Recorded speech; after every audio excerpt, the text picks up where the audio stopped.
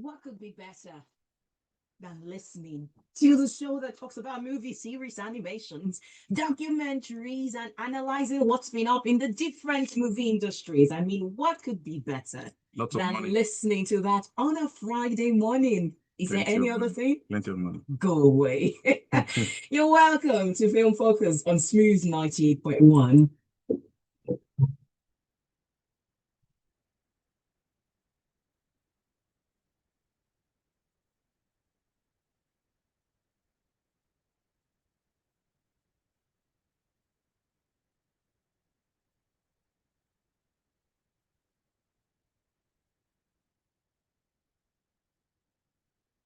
Praise yourself as we go on the journey of analyzing everything worth analyzing in the movie industry, as well as giving you the updates as touching what is out, what people are watching, what will be out, and what people are saying about what is already out. It's Film Focus on Smooth 98.1. My name is Oluwaseun Olusegun. And you know that Fridays from 11 till 12 o'clock, this is what we do on the Smooth Station. Yes, I do not run solo because I don't walk alone, even though I'm not a red. But I do have in the studio joining me to analyze and to give the update as well as his unbiased takes on all that we'll be discussing. But before I tell you of him, you know him already. You can join us on YouTube where we're currently streaming live. You can see my face, his cap, as well as his Golden Warriors. Golden State. Sorry, Yes. did I say Golden State Warriors? And he said always to add Steph Curry. Steph Curry. And so you can join us on YouTube at Smooth 91 FM Lagos on YouTube. You can also join us on WhatsApp. That will be 0911 999 0981. Again, 0911 999 0981. So welcome with us, our resident analyzing officer who tells us what's happening in the Nollywood industry, Hollywood industry, Bollywood industry, and every other wooding industry. The one and only Irabor Okosun. Thank you so much, Good morning. How's everything? Thank you. So, Steph Curry, LeBron James, Michael Jordan. 1, 2, 3. No ranking. No ranking. Why? All important for different reasons. Yeah. 3. You can tell me the reason for different reasons. Jordan, LeBron, Steph. Yeah. All right. That said, what have you been watching? A lot of adverts because of YouTube, forcefully. Just subscribe to the premium line. Yeah, I just finished The Bear. Anticlimactic, in my own opinion. I think there's another season that is brewing. I don't know what they're going to do. There's some shows that you just expect to just, be wrapping up certain things. But again, they want to go the GOT way, which is fine. Then Shrinking, still watching Shrinking. I feel everybody should try and check out that show. Just opens you up to how much people need to just take out what's in there, especially from your childhood, from life experiences, so that the society becomes a better society. Yeah. So I haven't been to the cinema in a minute. I am supposed to go today. Hopefully, I find the time, or tomorrow after my pedicure, I could go and see a movie or something. Pedicure. Oh yeah, we go for pedicures. Come on. Who are the we? And I even said that loosely. I wasn't even trying to say it for anything. So yes, who are the we? Certain men do it too. So you do you do the manicure as well, or is your no? My teeth. I use my teeth for that. That is counterproductive. So you see how hybrid it is, right? That is so counterproductive. So still manly, but still, like rough around the edges, but you get, It saves cost. And it increases your chances of being infected. With what, sorry? Germs. No. You make yourself immune to these things by playing in the dirt sometimes. Yeah. So I don't know that you're a boss theory. I'll try and check it out. I'm still watching Devil is a Liar. Not done with it. Is it series? No, it's not series. I've been, binge watching. Then I've been watching a lot of Apostle Michael Oropo preachings on YouTube. If you haven't discovered that guy, what do you like about him? Please. I love the fact that he is unfiltered. He is raw. He does not use phone. He actually speaks like a Nigerian where he's from. I love that he's spirit-filled. I love that he's direct. He's not trying to sugarcoat anything for you. Like, this is how you need to go. This is how you need to go. Period. There are two sermons that stand out. My God. There's one where his mentor or father in the Lord, Apostle Arome was in the congregation when he was preaching. I think that was Oropo's coming out party. I'll look for the title of it because sometimes on YouTube they just put different titles, whatever. But I'll look for it and I'll tell you to just like when you watch it, when you ask people, okay, what kind of sermon or song or something that will just get you, that's the one you should send to anybody. I don't know. Oluwaseun is asking, I don't they do gospel series? It is Irabor. It is Irabor. I don't know what's up, but I'm in the spirits. Okay, and we're in the flesh. They asked me, what have you been watching? Okay. And I said, aside watching YouTube film, I have been watching Apostle Michael Oropo's teachings. Okay, we don't hear you. Abi, should I not answer the question? You are heard. Thank you. So you tell us what you have been watching. Share with us on YouTube. Yes, you can. Drop in the comments in the live chat, the box.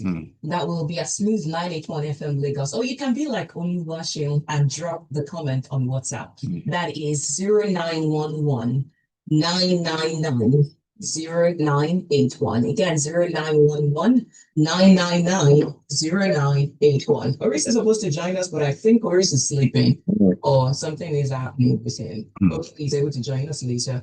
Now, let's talk about what Nigerians have been watching. So this is the part of the show where we just go through the top 10 movies and series on the popular streaming apps. And you can tell us if you have watched any of those or you think they're good or people should stay away from watching any of them. Because Oris is not here, we're going to do top 10. And I'm sure Irabor has no reservation on that. So starting on the Blue app, this one blends the movies as well as the series. This one is starting. Number one is The Terminal List, Dark Wolf. That's new episodes being added. While number two is Ice Road Vengeance. Have you seen it? No. Oh, okay. Number three is Everybody Loves Jennifer. I think we talked about that last week. Number four is The Summer I Turned Pretty, new episodes. Number five is Guns Up. Number six is Jim Ike's Sing. Number seven is Say Who Die. Did you finally watch it? Seen it. With all that was said last week. Blame Oropo. Okay. Number 8 is Countdown. Well, number 9 is Butterfly. And number 10 is The Boys, Gen V. All right. So let's go to the Red app now and tell you the top 10 movies as well as the top 10 series. Now, the top 10 TV shows. Number 1 is Tyler Perry's Beauty in Black. Number 2 is Wednesday, the one that is regarded as the most watched Netflix show. Number 2 is Wednesday. Number 3 is Bon Appetit, Your Majesty. Wait, sorry. Wednesday is the most watched Netflix show like ever? I believe so, but I'll double check again. Really? The last time I checked, yes. Okay now. Or maybe maybe because I know that when it was released, then it was the most watched. I know that Stranger Things was it Stranger Things? That's and this what's it called again? This we both know it. I know it. I'll come back to it. I'm sure it will come back to us. But yes, the game thing. Yes, where they're killing each other. Whatever. Yes, but you know the one we're trying to talk about, but we just can't seem to get the name now. So number 4 is Wolf King. Number 5 is To Kill a Monkey. It was number 5 last week. It's still number 5 this week. Yeah, consistency. And the list hasn't changed much. Number 6 is Hostage. Number 7 is Fatal Seduction. Number 8 is The Dead Girls. Well, number 9 is My Life with the Water Boys. And number 10, Beyond the Bar. Now, in terms of the movies, number 1 is the one that, is it the one that Irabor has been struggling to watch? Devil is a Liar. Yeah. Number 2 is Fast X. Number 3 is Spider-Man No Way Home. For all of you that have been waiting for it patiently, it's finally paid off. Number 4 is Genie. Number 5 is One of Them Days. Number 6 is K-Pop Demon Hunters. Number 7 is something that suggests 12 fall for me is number 7. Number 8 is Inspector Zende. Number 9 is Love Untangled, while number 10 is Praise This. Chloe Bailey, Tristan Wiles, and so on. You can be sure that it's going to have a lot of energy, a lot of singing in there. So those are some of the movies on the Red app. By the way, I believe AY's The Waiter just got added to the Red platform in case you want to check that out. If you didn't get a chance to make it to the cinemas, sure. yes, so you can check it out. And you have a star-studded movie from Bucci Franklin to Shafi Bello, Kunle Remy, as well as AY and many others in there. It's a political drama / comedy. Love. I mean, it's AY always has to have the comedy. Comedy and commentary too. In the sense for people to understand that you need films to kind of educate people and let them know, what's going on in society. Now let's talk about the box office and look at the numbers. I don't think many people have been watching movies or going to the cinema. The cinemas lately. For Irabor to say that he's not going to the cinema, although I feel like I should hold it back. There's no point. What's that? I was going to say something, but it's not necessary. Will it help the conversation? It's not necessary. No, I'm just asking. No, it won't help the conversation. Will it help the industry? No, it won't help the industry. Is That's it what. bashing the industry? No, it's not. That's why I use the word necessary. It's not necessary. Yeah. So imagine if I said that every point you throw at me. Oh, it's about you. I'm trying not to take jabs at you. No, don't worry. Don't worry. I'll say. Jump and pass. So, The Conjuring. Nigerians seem to have a thing for horror. Yeah, maybe it resonates with life in the country.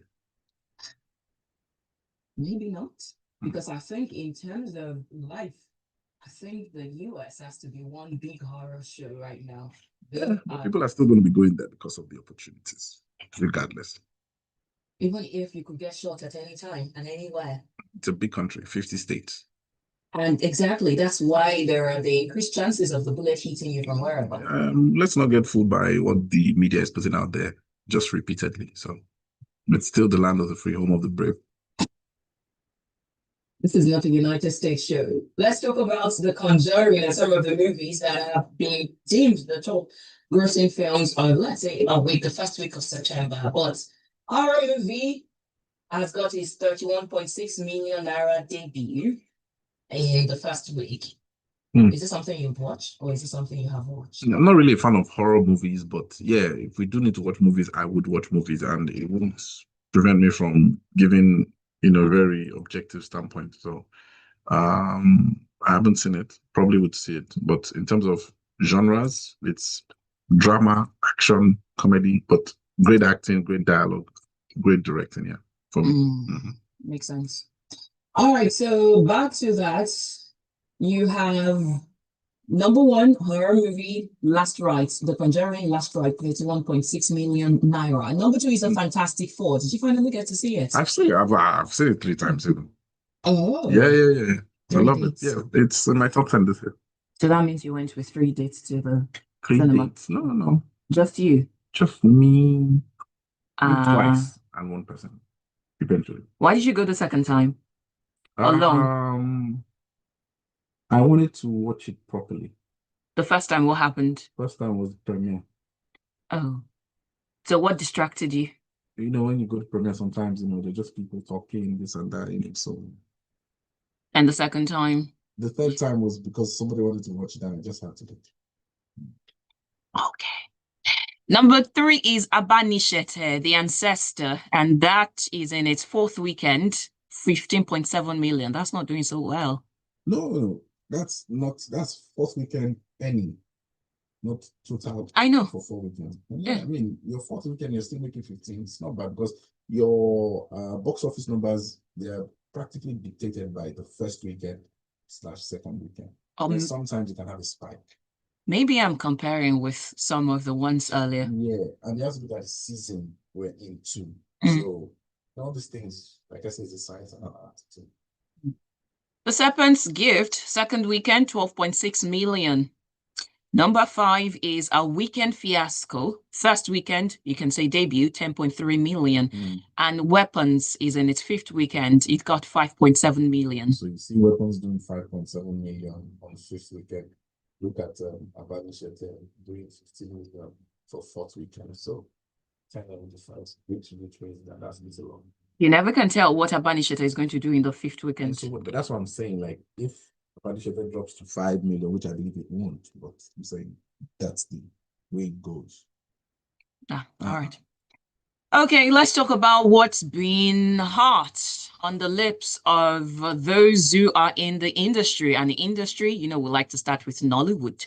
So, Kanayo raised a red flag about what he perceives as a dangerous trend. He said first that there seems to be an over-reliance on a handful of popular YouTube actors. And secondly, he said that it feels like the beautiful faces are being ranked over the skilled talents. So, but before we take your thought on that, the gentleman makes it across 7 seas. Welcome, Oris. Hi. Hi, Shion. Good morning to our listeners. Welcome. Is everything okay? We certainly pray so. We certainly pray that this device I'm using doesn't collapse midway, like the national grid. I saw it on X where they made a post and they said breaking news, and I'm thinking that's no longer a breaking news. The national grid collapsing is no longer a breaking news. It's something that we almost are used to now. So, Chief, Film Ethical, how are you doing? What's been up? The name is Oris. The business is Film Ethical. But yes, and that's why I say Chief Film, meaning your chief at Film Ethical. To put Film Ethical. Thank you very much, Shion. Anyway, I'm glad I didn't hear. We are Oris, where's fine, my but shirt? of course, I'm sure you're not asking because Film Ethical shirt. Draggy shirt, lock it. Where's my Film Ethical shirt, Oris? Lock it. Good morning to you too. We are working on it actually. Actually, I think I can actually arrange for you one. Give me some time. I'll fix it up. I'll fix that. Okay. Sheon, did you want to ask something related to Film Focus?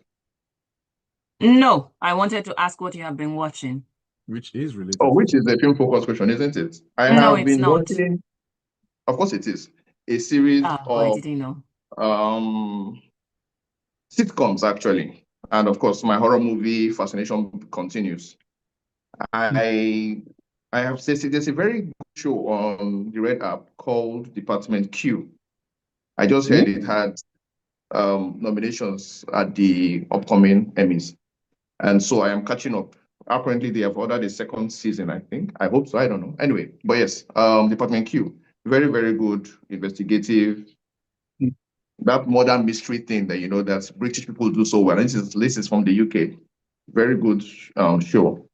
I also have been seeing a sitcom also on the radar called Leanne, about this woman who's I think in her 50s or 60s, whose husband leaves after 33 years, and then she has to start all over again. But it's played in a comic tone, and it's not dramatic or anything. It's more comic. Very good show too.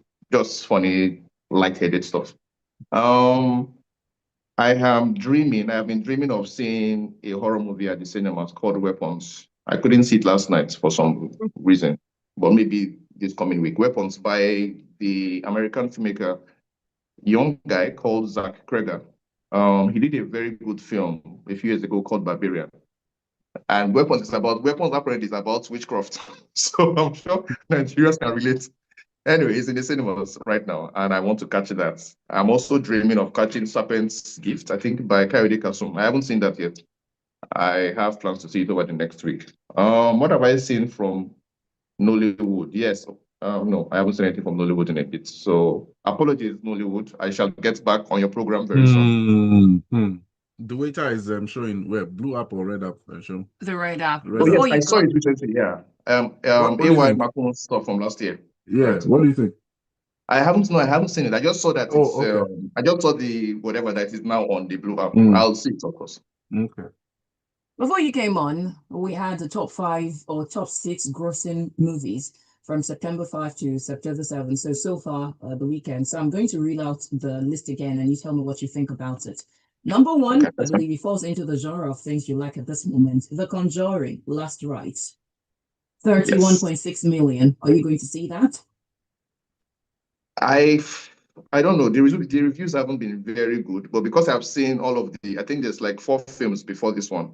I might just see just to like tick the box. But yeah, I've seen a few of the reviews and it hasn't been particularly what's the word, encouraging. But apparently it's made a lot of money even in the US as well. Because of course people have been watching all of the different series. I think the first one was very good. Second one was okay. Yeah, I'll say it. I'll say it. I'm just surprised that Nigerians are seeing Conjuring in the cinemas. I find that very fascinating. That is number one.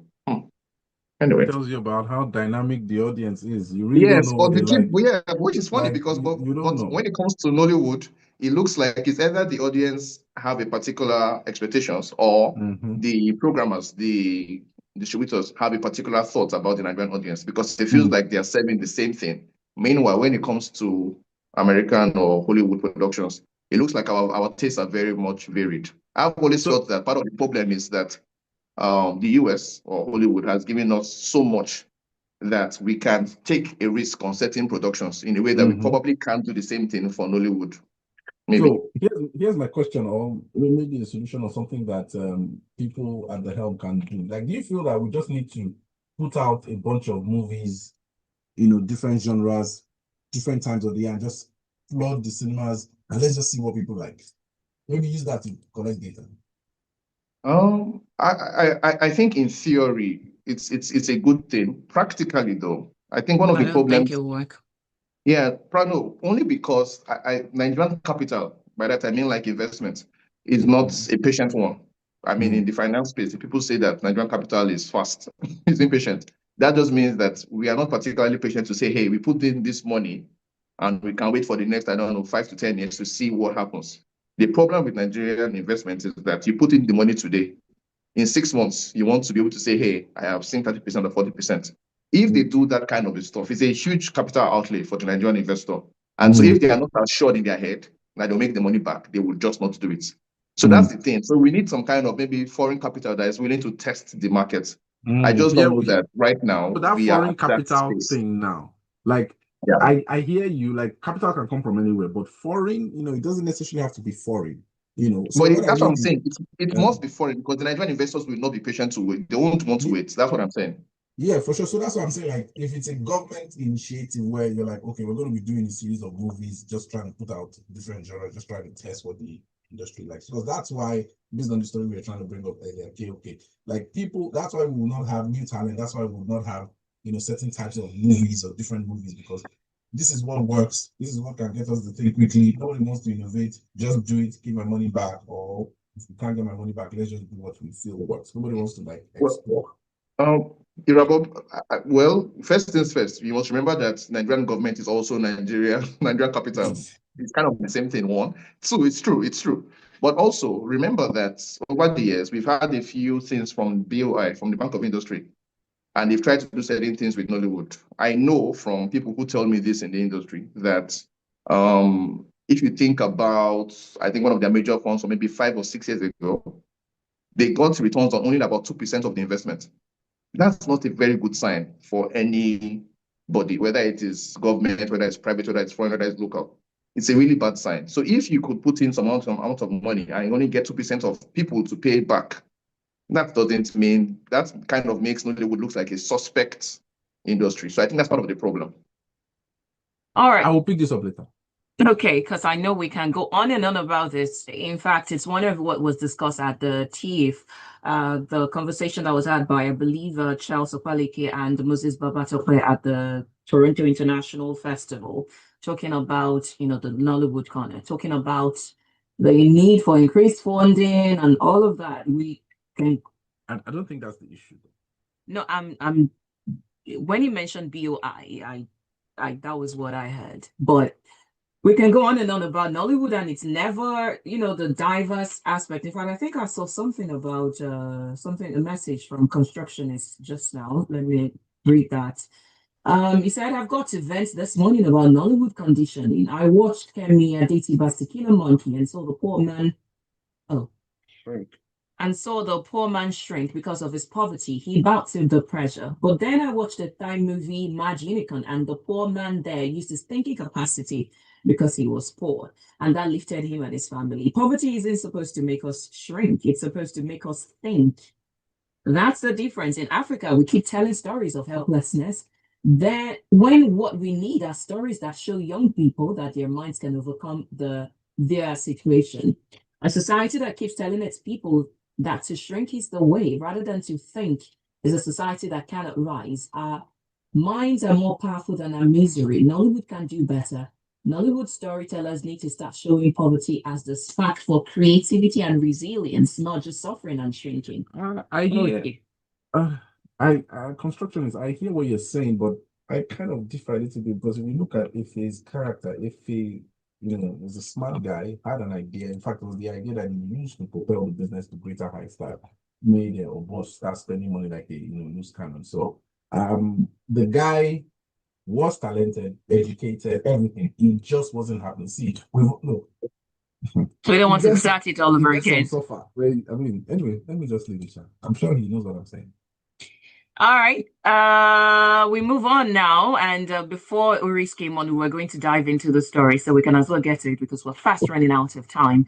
And it's about Nollywood actors. So Kanayo says that they should stop relying on few stars for Nollywood movies and not also put beauty or maybe handsomeness over skills and talents.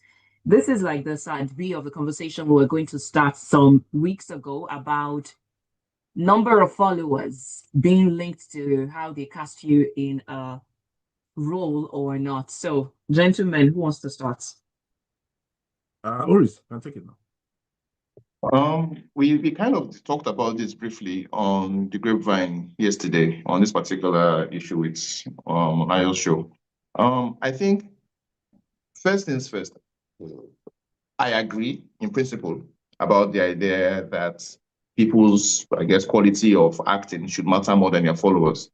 But as somebody pointed out to me over the weekend, actually, back in the 90s, when Nollywood was just becoming super commercial, a lot of the people who were acting were people who had degrees in theater arts. And after some time, random scouts, these casting directors kind of went on the streets and started looking for pretty faces to put in the movies. And apparently, people like Irabor, I think, was one of the persons who was speaking out at the time against the idea of people who were not trained in school acting in Nollywood movies. I find that these things happen in cycles because now we are at the stage where people like maybe even Kanayo, I'm not sure what his background is in, probably complained at the time. People probably complain about Kanayo if he didn't have that degree at the time. And now they are complaining about social media stars becoming people who are important in Hollywood. So unfortunately, I think this just happens. This is just what happens. Certain things happen like this that, hey, back in the day, the complaint was school or no school. Now the complaint is social media or no social media. It is what it is, unfortunately. I wish we could focus on acting, but we clearly can't because producers, again, are thinking to themselves, if they cast somebody who is super popular online, you have cut your marketing costs significantly. I guess that is where all of these things begin from. And as for Kanayo himself, I think there's a sense in which a lot of his complaints these days is pretty much that certain things are happening without his permission.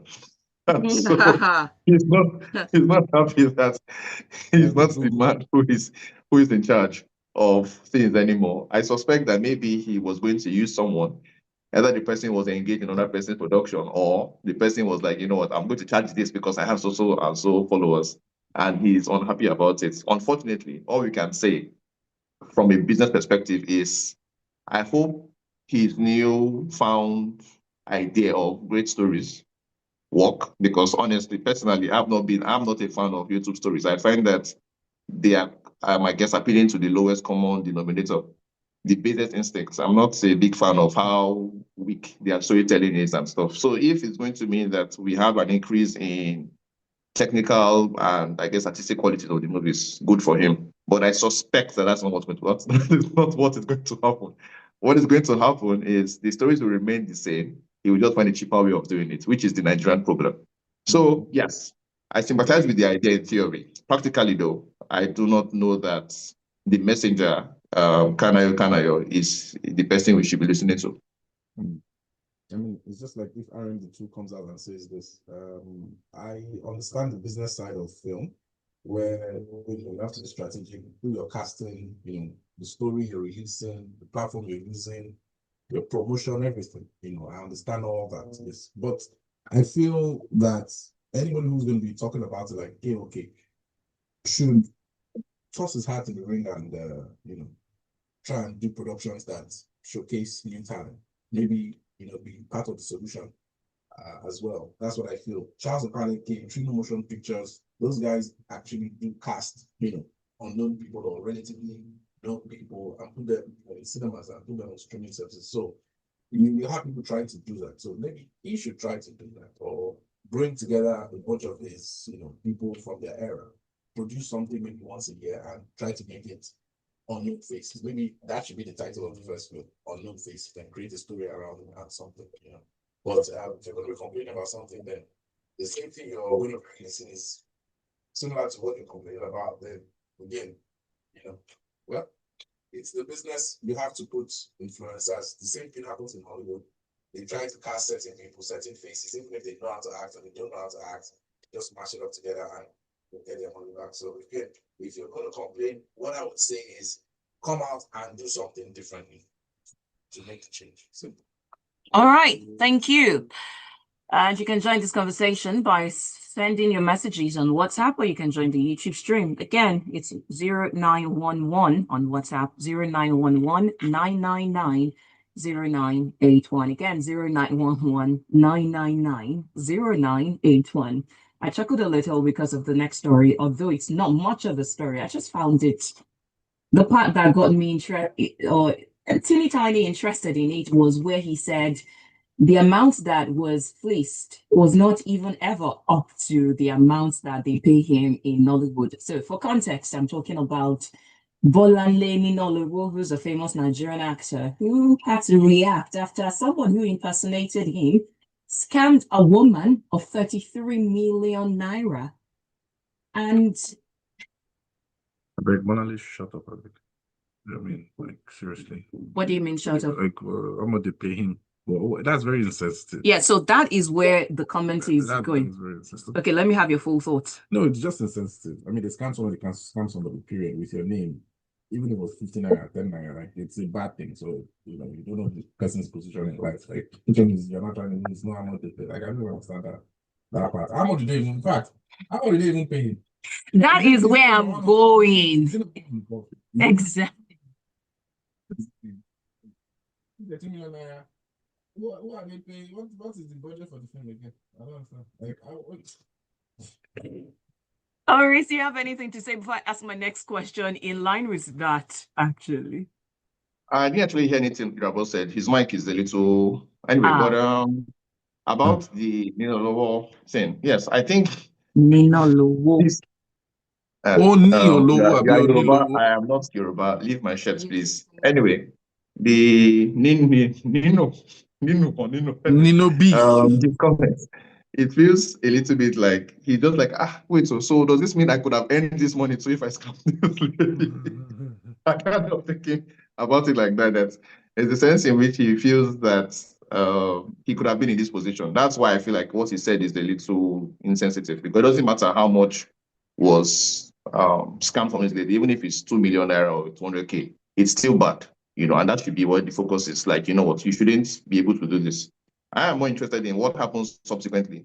Have they caught this? They've caught this person, right? Have they, or they not? Do you know? Oh, I have no idea. And as much as my heart goes out to the victim, and I really do hope that more people do not fall victim or prey to this, because apparently he said that there have been times where he had to call people, some accounts out on TikTok or other social media platforms where people go around defrauding.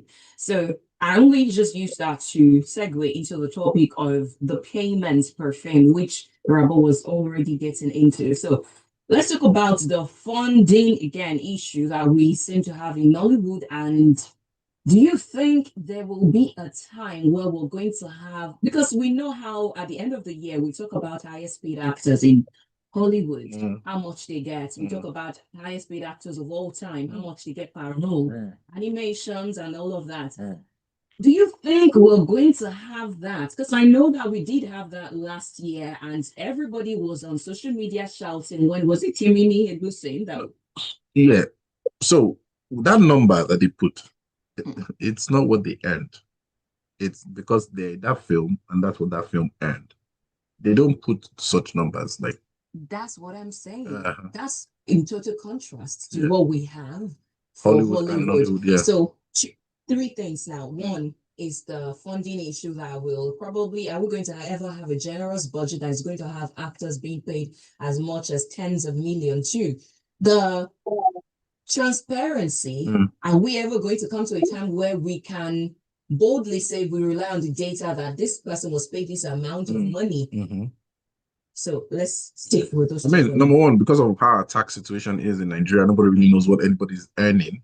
So nobody's going to be putting out such numbers. I mean, you would have the likes of Tony Abraham who would say we should try for 1 billion naira, just for the marketing stunt, which could get her in trouble, if care is not taken. But I feel that until the industry is structured enough, we would now maybe see those types of things happen. Even the red app don't even put out certain numbers, because of course the reason you won't put out certain numbers is because it's not good or it's not going to help your marketing. So I feel that there's some people who earn tens of millions. I feel something like Funke, something like RMD probably would be getting upwards of 5, 10, 15, 20, 25, depending. Maybe David or Kalao.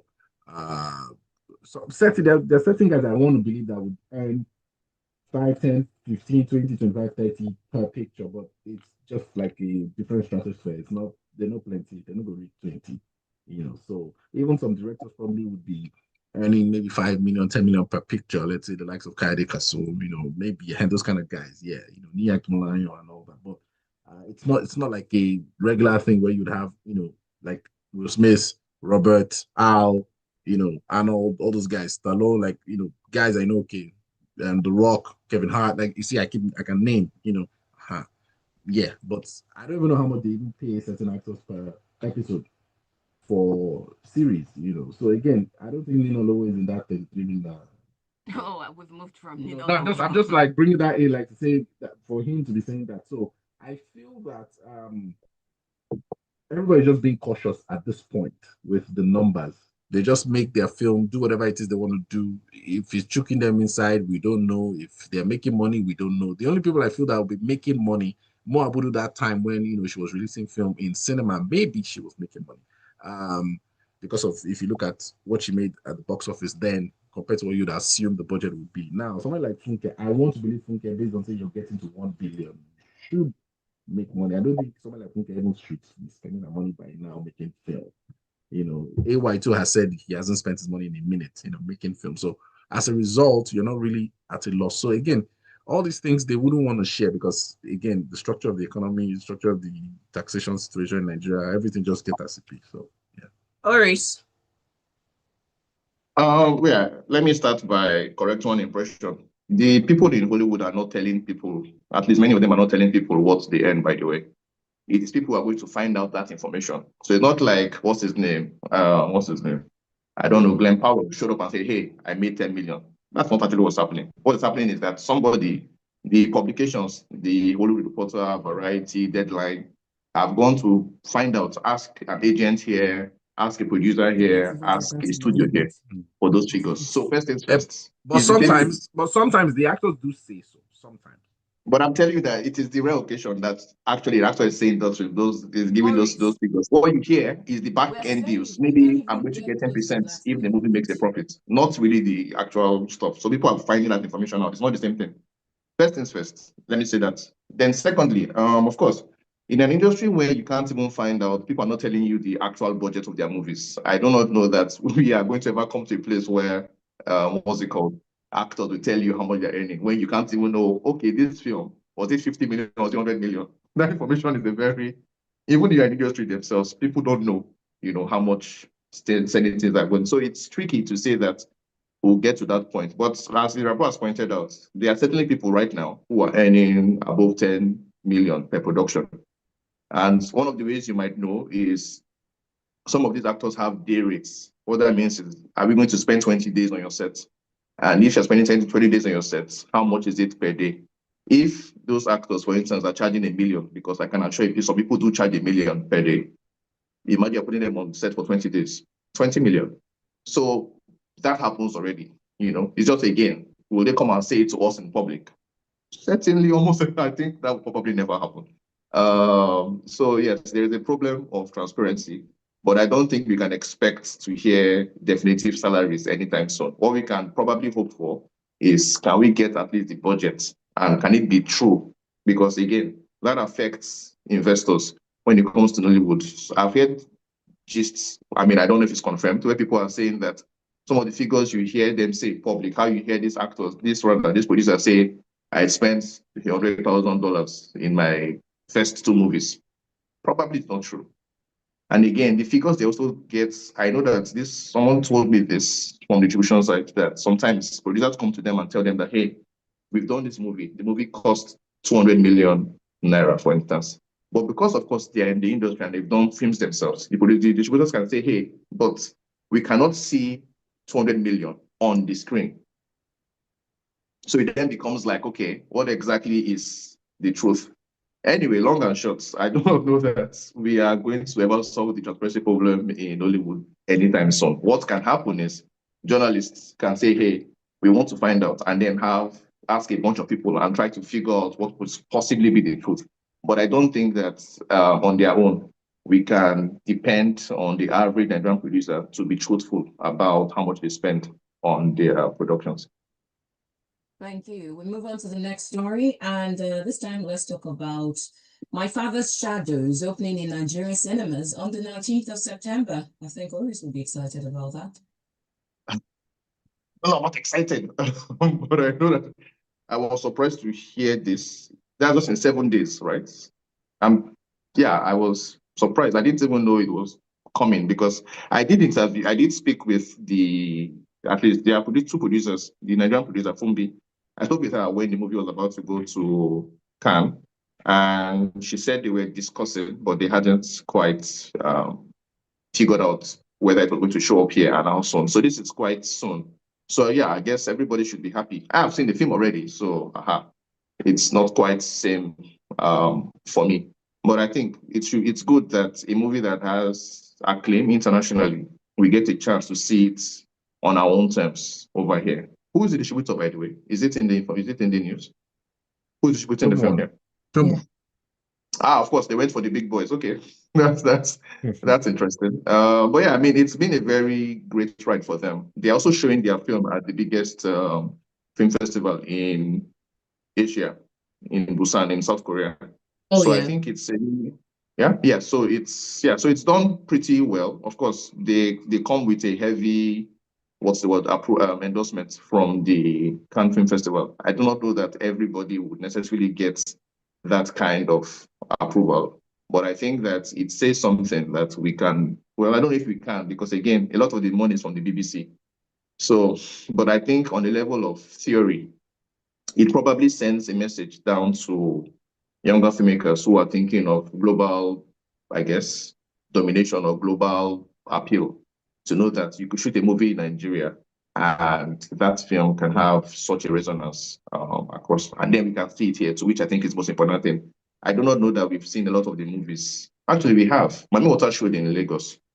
And But that was brief. Yeah, briefly. Yeah. But I think this also might be brief, because I don't know that if I haven't even heard until you told me that it's showing up here. I do not know that the marketing is great. And whenever the marketing isn't great for a film that is not particularly commercial, I don't know that we can hope that it gets crazy money here. So hopefully the deal that they had in North America, Turkey and Ireland, North America, the UK, Ireland and Turkey, with Mubi, the Egyptian outfit should probably be what they're counting on to like break even and make a profit. I do not know that we can depend on the Nigerian box office for anything at all. If I ask or take Irabor's thought on that, good thing that you mentioned Mami Water. I think we talked a little bit about it. Was it Mami Water or the Kayode Customs? No, it was not Kayode. The Daniel Oriahi. I think one of it that we said we thought it was going to last longer in the cinemas. And so so now the thing is the weekend, maybe the weekend, yes, that one. So it feels like I'm starting to see a pattern, or maybe it's just me saying double. that the big movies, especially when they've done exploit out there, when they come, if at all they come to the Nigerian cinemas, they just spend a little time. One, the marketing is not all out. It's not that great, or it's not in our faces compared to how you would have other movies that are not as great. So is there some sort of, we don't need to prove a point to you, or we're just going to do the various minute, or let it not be that we didn't come home to you at all? What do you I think? think you should put a splash of ego in there too, because yeah, sort of, because sometimes when they've gotten that notoriety outside, they kind of feel, I don't need to Yeah, that's what I said. I don't need to do pander too to much. my, Yeah. Nigerian audience, which again, they now still say, oh, Nigeria is not helping us, recoup certain amounts of money. We expect that people should go and watch this. But again, if you look at the successful films, whether they are good or not technically, you'd see that marketing and positioning and casting and all those things, play a huge part. So now, are you going to find a balance, to kind of tap into, the audience and exploit and see? Fine, but I don't think they have that time, because if you look at the Get a Love Story, Basketball didn't really promote that film. So if you look at The Weekend, Trino didn't really, promote that film the way you're supposed to promote a Nollywood movie for people to want to go and watch it. And Trino, I know that they most definitely have the resources to do so. Basketball, I'm sure, I mean, if he wanted to do so, I think maybe he relied on his superstardom to push that film and again see what happened. So Funke can just expect that a superstardom would sell a film and not do what she needs to do. See her shooting video, going around, I mean, dancing. I mean, she goes for interview. Like, do you get what I'm saying? So you need to do that as well. So if you have a great film, do your best to promote it, and before you even shoot that film self, I would advise you kind of understand how promotion is done. Maybe probably even work with Funke and the likes of all those people. So find a balance, that's what I would say. But notwithstanding, people should also still try to open their horizon to such movies like Emo Fair, Mami Water and all those films. Like they should on their own try to. But again, how would they try to? Yes, they will check Film Efiko if it's on Instagram sometimes and not on Instagram sometimes. But at least, we're still consistent on Film Focus. So people need to kind of, interpersonally try to promote these movies and try to tell them, okay, try and check this out, do this and do that. So again, hopefully we find a balance one way, one way. Any comments? Well, yeah, I mean, look, this is a big, big subject, so let me try to be brief. I think maybe one of the first things we should know is that when you're thinking about a movie by, say, Funke Akindele, it is difficult to compare. You know why? Because just because of what she's done before and how popular her name is, there are people who are willing to sponsor certain things. You can imagine that she's going to use maybe 50 million or, I don't know, 20 million for marketing. There are people who would say, you know what, take this money and market it.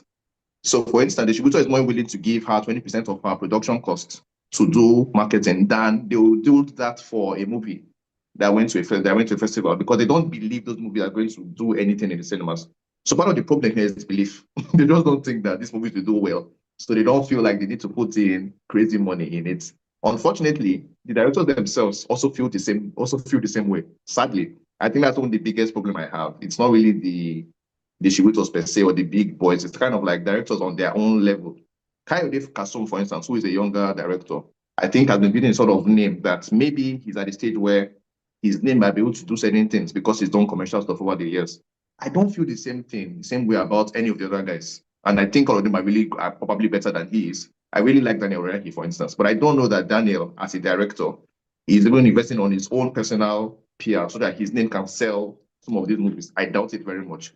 Basket Mouth actually tried. The problem with Basket Mouth, I think, from what I heard from the industry, was that a lot of the tried and tested rules or other methods that people in Hollywood have used, I heard that he wasn't particularly willing to use them because, of course, he's a known name. Unfortunately, I guess he doesn't realize that being a known name in comedy doesn't translate into being a known name in Nollywood. I think that was his biggest mistake, because I think his film could have done a whole lot better than it did.